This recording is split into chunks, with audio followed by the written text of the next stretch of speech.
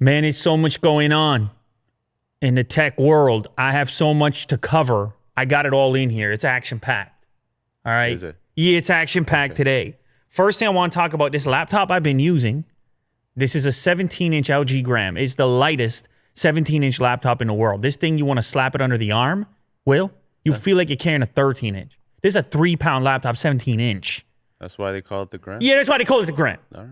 Anyways, I've been using it for a little while. Shout out to LG for sponsoring this spot on the desk and helping me get the show done. They're having a deal on various LG Gram models, ultra light laptops on their site through the link in the description right now. There's a deal on a 14-inch. There's a deal on the 17-inch that I'm using right here. Save up to $250, I believe. I see a couple of them. Save $200, save $100. You go check it out for yourself.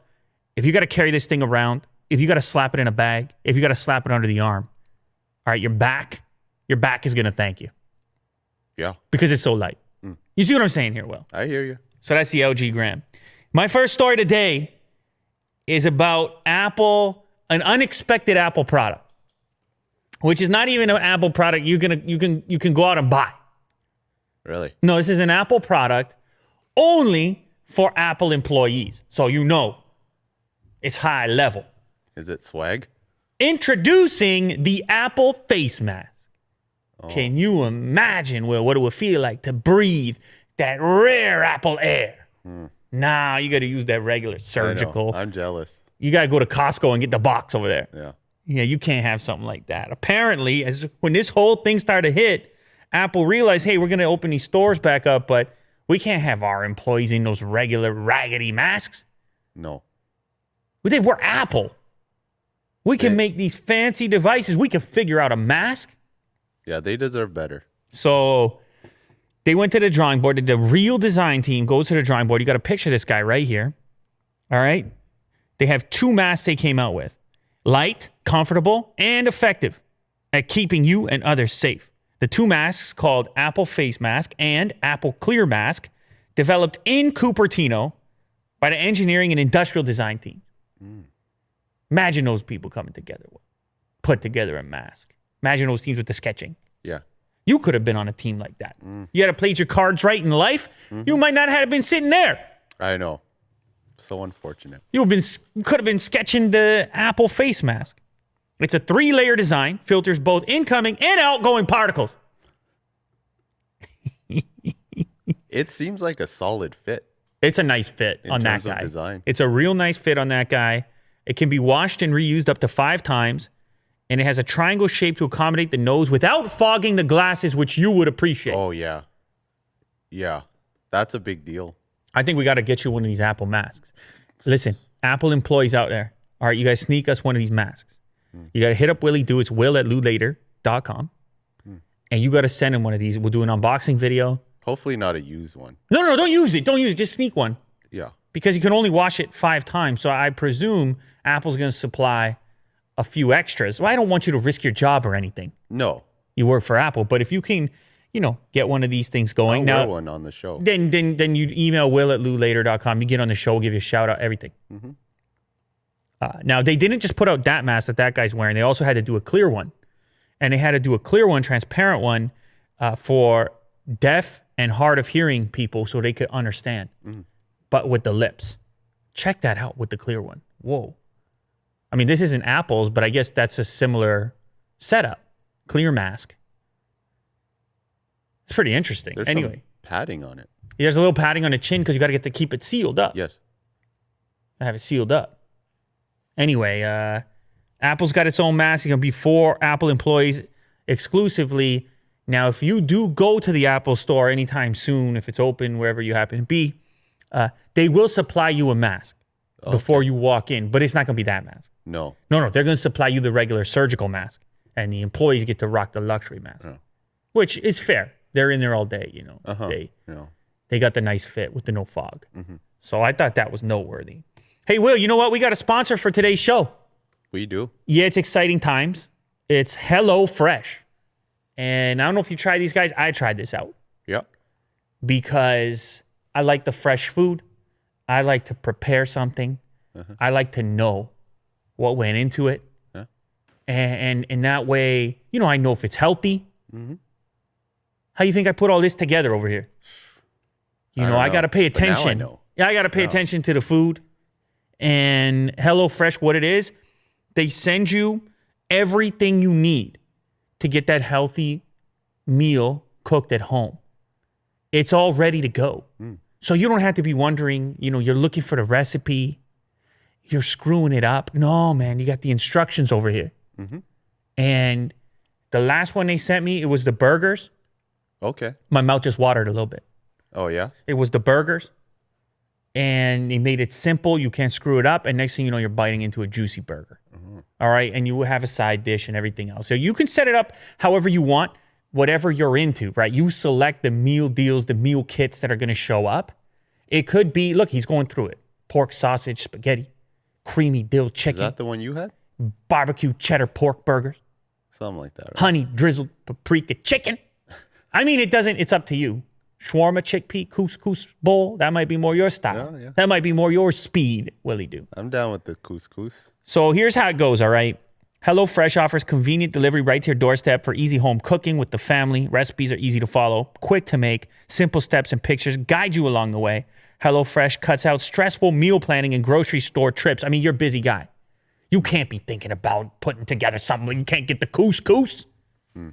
Guy like you get home, you're tired, you've been on this thing all day. Yeah. You need step by step, you got to put it together. You can have your dinner on the table in 30 minutes, sometimes even less. You can save a lot of money as well because you're not going to waste. Sometimes you buy things with the best intentions and then because of you got to put together the steps, maybe you don't get around to, you have to waste. You don't have that with HelloFresh. And it's delivered to you, so it's no extra work. It's just there and ready to go when you get home. They say it's also, it helps you to eat more sustainably, pre-portioned ingredients so you're not overbuying, which is a burden.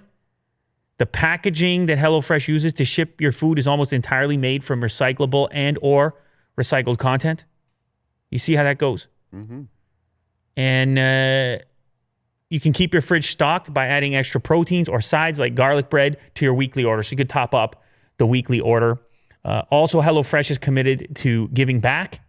HelloFresh donated over 2.5 million meals to charity in 2019. Look, you can get money right now because you're watching Lou Later. They will give you $80 to actually try it out.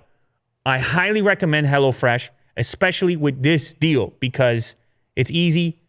It's an easy trial. $80 off, including free shipping. And all you got to do is go to loulater.com.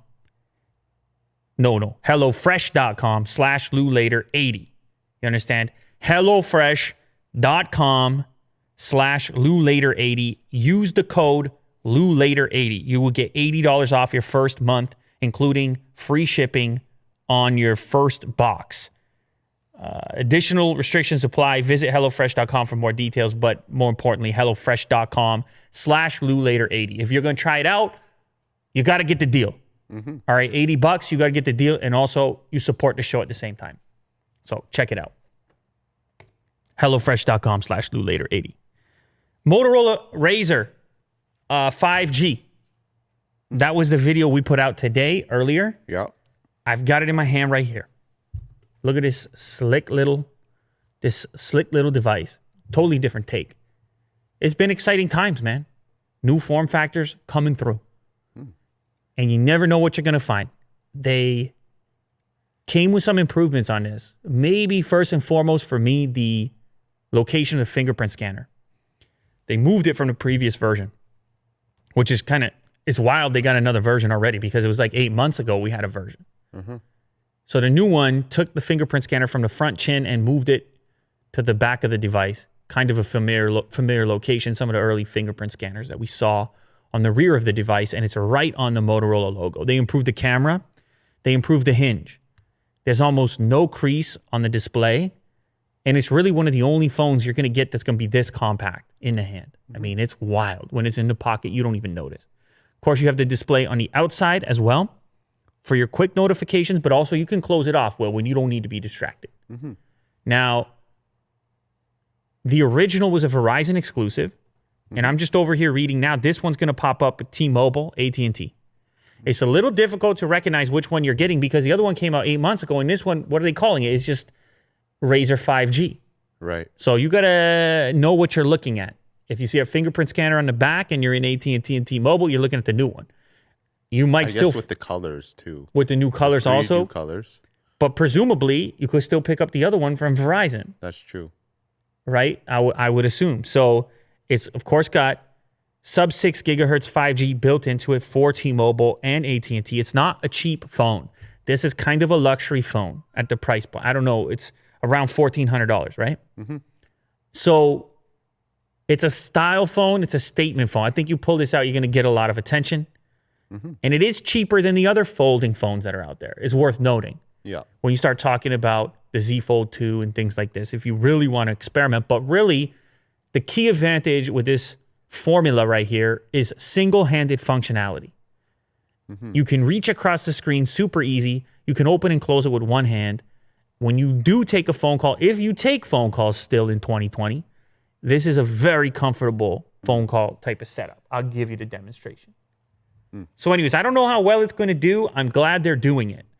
I like the idea of different form factors. If you think about the phones I like to keep over here on the table, Will, look at what it is. I got the new Razer. Look at what it is. It's the Surface Duo. Look at what it is.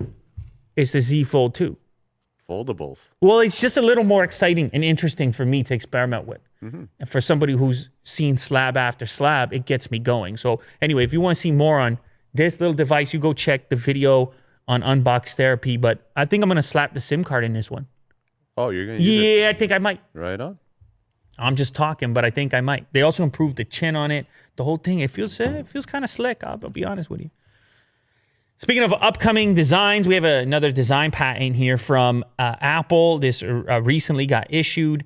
I don't know if you ever saw that video, the slow-mo guys video, Will, where it showed the ejection of the water from the Apple Watch. Mm-hmm. And this is when you go swimming with the Apple Watch, and it's able afterwards to use some pretty cool technology to spit the water that's inside out using a speaker. It uses a speaker to vibrate and emit specific sounds that push the water out. I mean, this is maybe it's never been captured as well as the slow-mo guy's capable of. Gavin on that particular clip right there. It's really cool. See the way it's vibrating, pushing the water out. So obviously you can go swimming with the Apple Watch. You're probably not swimming with your iPhone for the time being. The iPhone has its own water resistance built in, but it's not to the same level, and it's lacking features like that the watch has. But this patent actually aims to bring that type of functionality to the phone, a water ejection system for the iPhone. So all of a sudden now you go surfing with the phone. I can now. Yeah, you go surfing with the phone. Yeah. I know you're big into that. Big surfer. I know you like to catch a wave here and there. Yeah. From what I understand. Yeah. Gnarly waves. Yeah. No, what is it? What's the new one? You're stoked for that. A new one. Yeah, new one. What the kids say. You see a gnarly wave and get stoked. Cowabunga. Willie do 2020. You understand? All those trips you take down to Hawaii. I know what you're up to. Yeah, I know what you're up to. Oh, you caught me. Yeah, I got you. So this shows a water ejection system built into the iPhone, similar technology found in Apple Watch Series 2 and later. Speaker and a sensor module with hydrophobic coating repels water, which would make an iPhone even more waterproof and also prevent the speakers from failing right after they come in contact with liquids. This is a patent at the moment. We don't know how long this would take to show up in an iPhone, but you could have a futuristic surf-proof iPhone. Mark Zuckerberg, he did an interview and he looked very, he looked like he normally does. Why do they show him as... Well, he sets it up himself, man. His face is... He sits very close to the camera with the wide angle, but he always looks like he's crying or something. Like his eyes are very watery. I mean, maybe there's a reason. Maybe there's a reason. I don't know. A condition. I don't know. I can't be talking too much. Yeah. There could be more to the story. He's awaiting an upgrade. You know the meme. He's a robot or version 3. Yeah, whatever. Anyways, he's upset, or he's not upset. He's upset at Apple about the ad tracking stuff. iOS 14 privacy changes really threaten Facebook's business model. How they're going to be able to track you around a phone. You know, we talked about this so many times, Instagram, Facebook. The whole operation works and is on your phone because it can show ads to you. I mean, let's be honest. Let's break it down. Let's say what it is. Let's call it what it is. So he may be upset about that, but also he's saying, you know what? All this stuff going on with the App Store, I think it deserves the scrutiny that it's getting. Well, if you were Mark Zuckerberg, if you were Mr. Facebook, you may say this. You may think this. Apple, of course, under fire. From seemingly all angles over the App Store, started with Epic, moved on to others. Facebook in the list, Microsoft in the list with the Game Pass stuff. Different countries as well. Different countries in the list. Russia's in the list. Japan's in the list. Developers all over the world wondering about the 30% piece. The Apple tax, some like to call it. Others concerned about policies relating to app submissions, app approvals, so on and so forth. Here's the quote from Zuckerberg in his latest interview. Well, I certainly think that they have the unilateral control of what gets on iPhones, of what gets on phones in terms of apps. I think it's probably about 50% of Americans who have smartphones and a lot more people around the world. I think there are more than 1 billion Apple devices. So I do think that there are questions that people should be looking into about that control of the App Store and whether that is enabling as robust of a competitive dynamic. Following up, speaking about the Google Play Store by comparison, he says, as a developer, if you're not in the Google Play Store, at least you still have a way to get your app on people's devices. And that means that people aren't completely going to be shut out if they're doing something that Google doesn't prefer. I think that's really important, that people have a way to create something and get it on devices if people want. All right, so that's coming via Zuckerberg. I can't say I'm surprised by that position from him, considering the potential for upcoming disputes and so forth with the advertising business model and how iOS 14 treats it. You can weigh in for yourself. I'm sure you will down in the comments section whether Apple is justified or if it does deserve the scrutiny that it's getting. Either way, I don't think the scrutiny is going anywhere. The Epic thing is unresolved. I think Apple just sued Epic.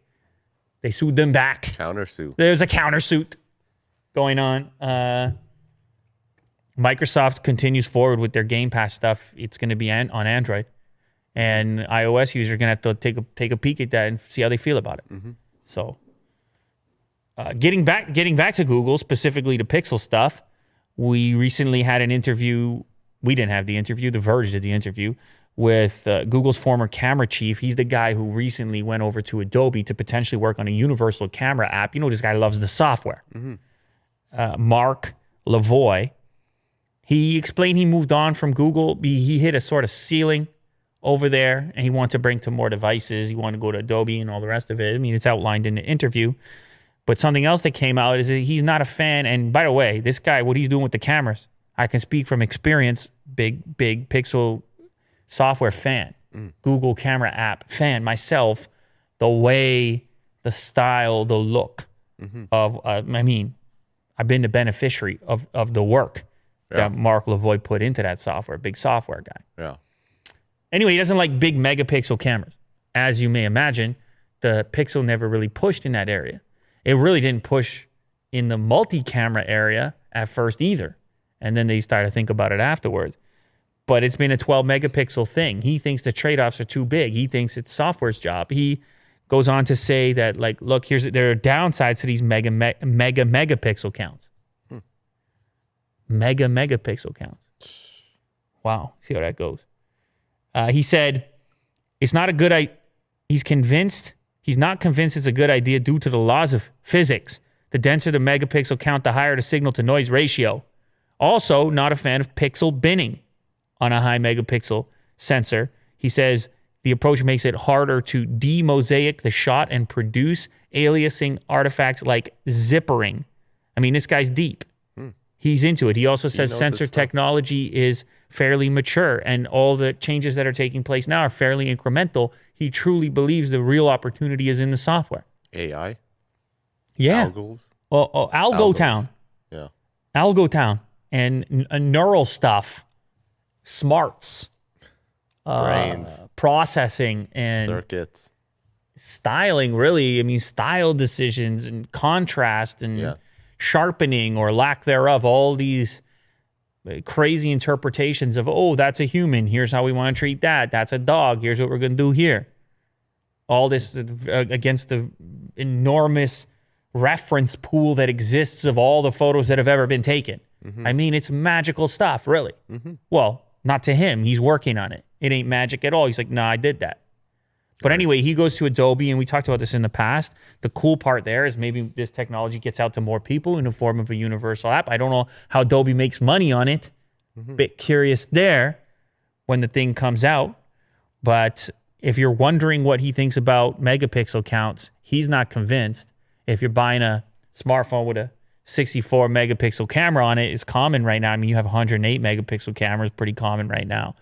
Then you're not making Mark Lavoie happy. He says we'll do it with 12 megapixels. And bigger camera hump too. A lot of humps. Right? Yeah. A lot of humps out there. Speaking of the Pixel, we have a new Pixel 5 leak that seems to be pointing at something called a Pixel 5S. Now, how confusing has this whole thing been, trying to track and follow what Google's doing with these upcoming Pixels? After the 4A, then they were going to do the 4A 5G, which was going to be the big model. Then they were going to do the 5, was going to be the small model. Who knows about all the branding stuff? Yeah. We don't need to talk about it again. We talk about it every time. But now you have 5S, and S has commonly been an indicator of a superior model. I mean, it doesn't stand for superior, but the higher end model would have the S associated with it. So maybe there's another one in the mix, or maybe they fixed the naming thing and they don't go with 4A, 5G, and 5. Who really knows? So this leak comes out. It showcases the back of the device featuring this kind of speckled look, which many were expecting. Almost like these little silver specks. You could scroll down. There's a picture of the back of the device. And those, you see the little specks even go into the fingerprint scanner. A little silverish looking specks. Anyway, this looks a lot like what people expected it to look like. Nothing super surprising there, but it's actually in the About Phone section where you see Pixel 5S that you start wondering, asking questions. Is it a code name? Is it temporary? Or is it indicative of an extra model? Or does the 5S, does the 5 become the 5S and the 4A 5G become the regular 5? I don't know what I'm doing, man. And they launch it all together. Yeah, I don't know what I'm doing. Yeah. Look, I'm trying to make sense of it for you. It's tough. It's a tough job out here. Anyways, so we may or may not see a Pixel 5S. The whole thing could be a giant goof, or we may have an extra pixel, or they'll change the names to try to make it easier for us to understand. There's a leaker that emerged on Reddit, and many of the typical Apple sites who would report on things that a leaker might say are a little skeptical of this guy, but he claims, I don't even know if it's a guy, to be honest, this guy or girl, he claims that at this upcoming Time Flies event, the September 15th event that Apple has sent out invitations to, he claims that we're going to see a 14-inch Apple Silicon MacBook Pro at that event. And of course, this would be the very first Apple Silicon, with the exception of that developer unit, Mac Mini, that they sent out. This would be the very first commercially available Apple Silicon computer that somebody could buy. And apparently this unit, the internal GPU in the unit would be comparable to a Radeon Pro 5500M, and the overall performance metrics would be in line with the current 16-inch MacBook Pro, obviously much bigger MacBook Pro. That's the current flagship MacBook Pro, I suppose. And they could do it with their very own chip in there. He also mentions that that 12-inch MacBook, ultra portable MacBook we talked about on a previous episode, and the rumored 24-inch iMac, which looks like an iPad on a stick. He says those are coming too, but they may or may not show up at this event. Of course, a lot of speculation around this event. With the title Time Flies, many expect it's going to have a focus on the Apple Watch and the Apple Watch upgrade to the next version. But you know, Apple's going to probably want to pack a few other things in there. And if this is to be believed, I think this could be kind of interesting to finally see that Apple Silicon we heard a ton about show up inside of and I don't know about the end users and how ready they're going to be to transition over to completely new hardware. You know, a lot of people use MacBook Pros for work. A lot of people use MacBook Pros on mission critical tasks. Is there going to be any apprehension to shift over to Apple Silicon when it comes to considerations around compatibility? I know you're showcasing right now how this transition may be helped via software. But you know how this goes, Will. You run an update some days, you're like, oh, my stuff is busted, because it's a very specific scenario by which you get work done. Right. And so I don't know when it comes to the Pro designation, if that's the right place for the first Apple Silicon device, if it shouldn't have been at the more consumer-facing level. Right. I don't know. I'm just a guy talking. That's that. But anyway, apparently it's possible we get a 14-inch MacBook Pro, which could be actually a size that could get people excited as well, because the MacBook Pro has always been large. Yeah. And this one's going to be presumably more portable. The next generation Xbox Series S/X. We learned a lot about this stuff recently. I mean, there was a teaser video that came out today. We learned a little bit yesterday. Was it maybe even the day before? That thing right there? I don't know what you're talking about. I got this article here. Xbox Next Generation Strategy threatens to disrupt the console business. Christopher Dring. And I love this conversation. I find it to be quite interesting myself as well. Microsoft apparently is going to take this Game Pass first approach. I think that the Game Pass mentality that they're working on kind of helps lead you to the $299 console. When you are in a non-subscription universe and you're relying on software sales and whatever portion and profit you earn from the individual software sale, you got a little bit more riding on the hardware when you get that opportunity to sell some hardware.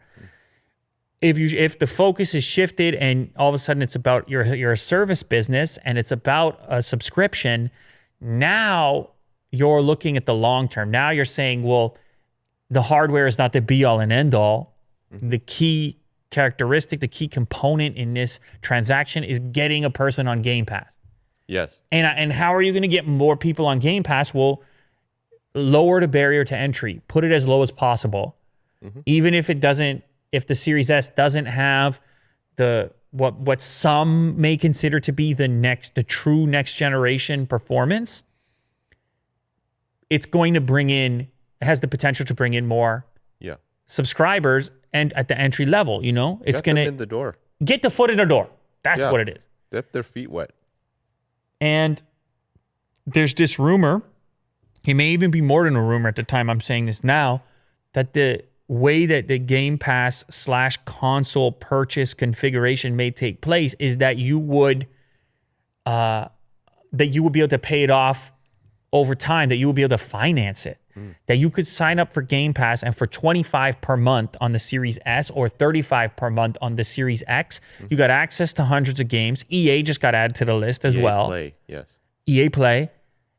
And, I mean, you would already be paying a subscription service. Like, one game per month would cost you $60, right?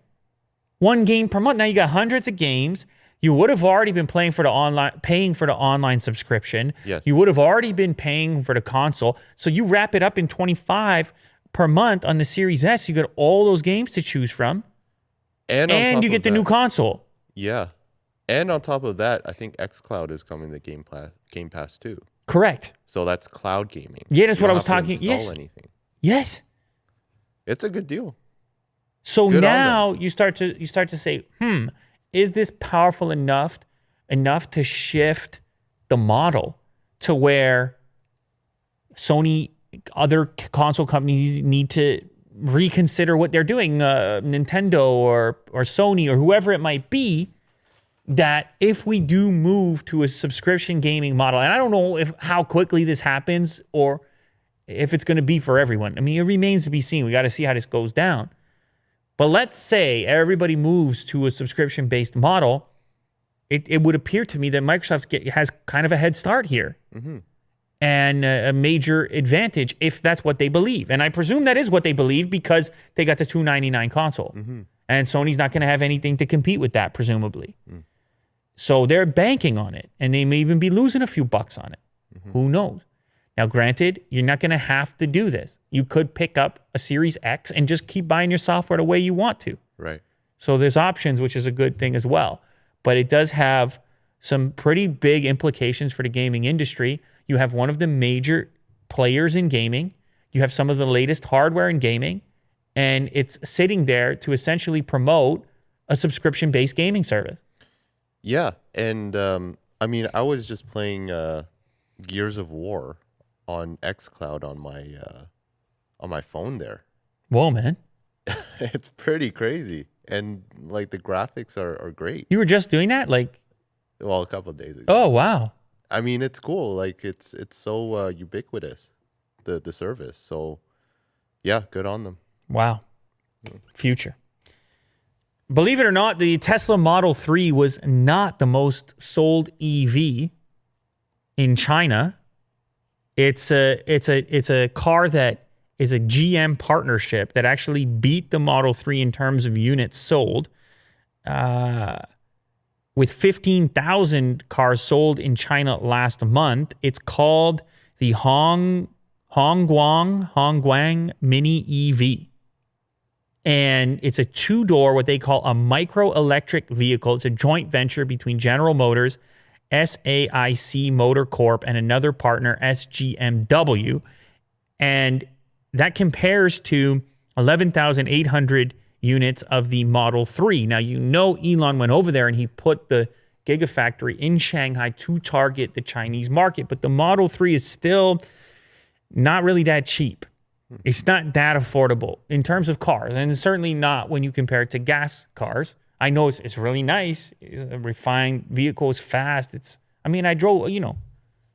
It's a nice car, but it's, what is it? Originally, the target was 35,000, but most of the ones you see on the street is more than that. It's usually the performance. You see a lot of $50,000 Model 3s yeah. out there. And in this market, in any market, that's a little more than the entry price for a car. And it's not most of the popular cars you see on the road are not at that price point. Mm-hmm. And so this model, I'm about to blow your mind right now, the Mini EV from Hongguang is 28,800 won, which is $4,200. Mm-hmm. How about a brand new car, a brand new EV? Nah, it's a micro little car with two doors. I don't know. Maybe you fit a grocery bag. I don't know what you do. 4,200. I got to believe in a lot of places, though, you need something like this to be able to park it and all that. Right? Yeah, that's why it's so boxy, too. It's tight in the city, man. Yeah.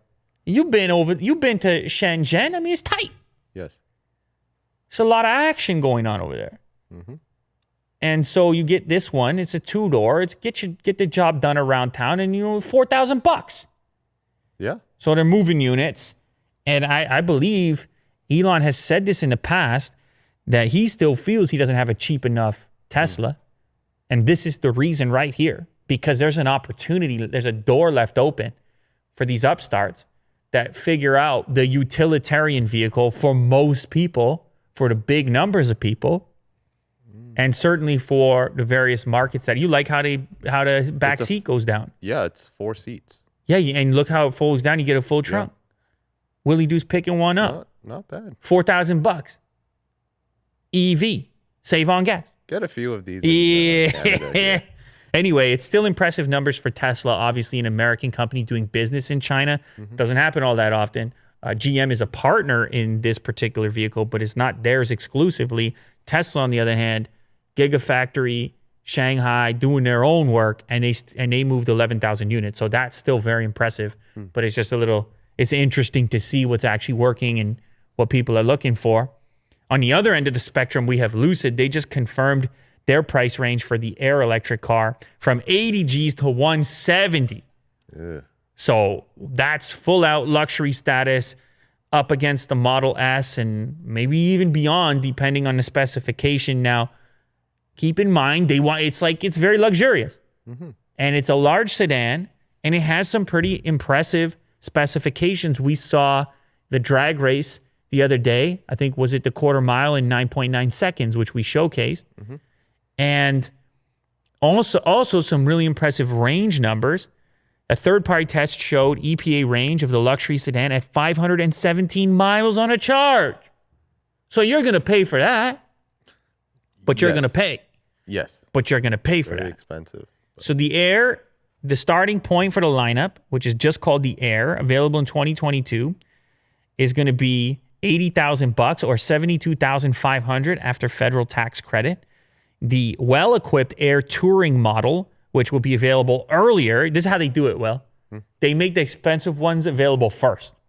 So if you really want it, they're like, okay, let's go pay up.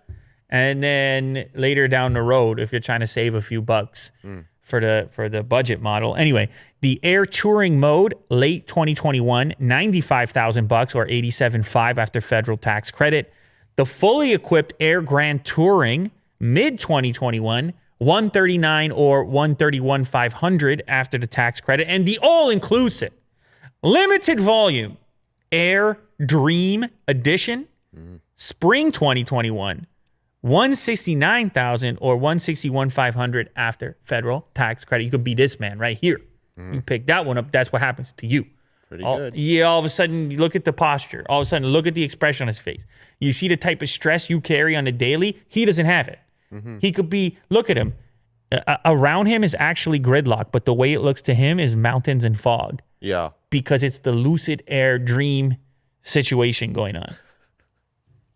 Situation. Right? Yeah. He's having a full dream over there. That looks having a like good Alcantara on the dash. What was that, Utah?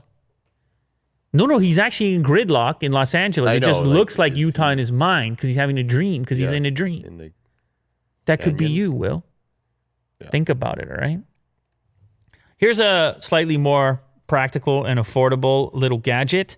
The Amazfit Neo is a capable budget fitness smartwatch in a retro body. Now, you know the retro body caught my attention because I was always such a fan of that look. I was always such a fan of the G-Shock since I was a kid. I always liked the sort of rugged, rubberized type of tactical looking watch.